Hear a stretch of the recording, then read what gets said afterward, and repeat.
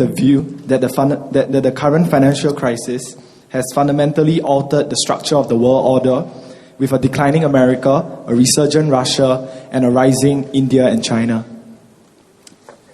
Thank you. I don't think it is a crisis as such which is going to change the world order.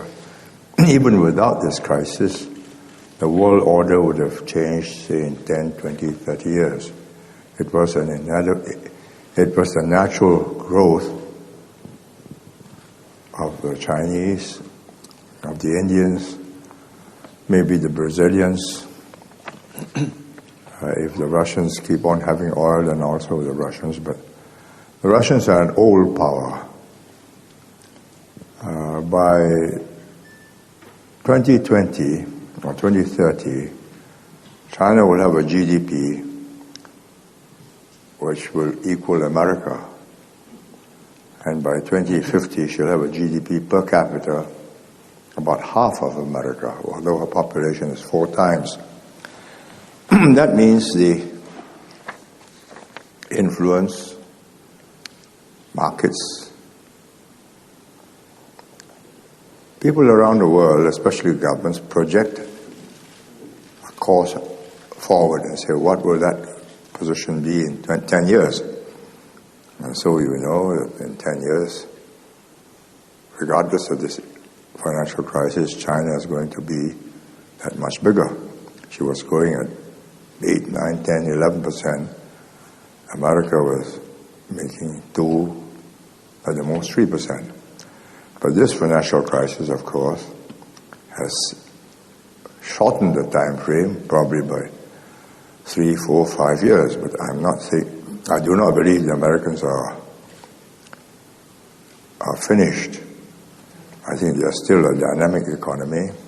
If you look at the past records, they are the most flexible, most entrepreneurial, and willing to re-emerge in new forms.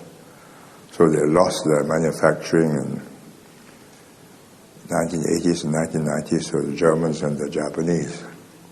Germans for machine tools and mechanical instruments, and the Japanese for electronics. But then they discovered the internet and they did other things, and they're still the leading economy.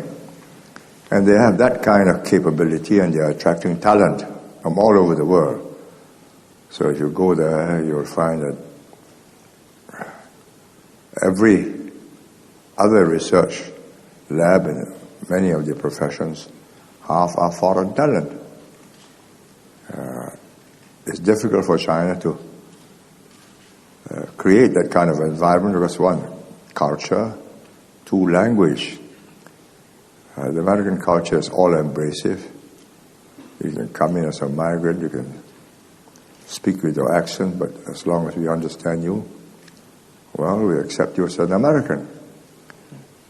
And the English language is the world's first or second language. So these advantages will remain. But the Chinese movement upwards will also continue. India will grow at about 60% the pace of China.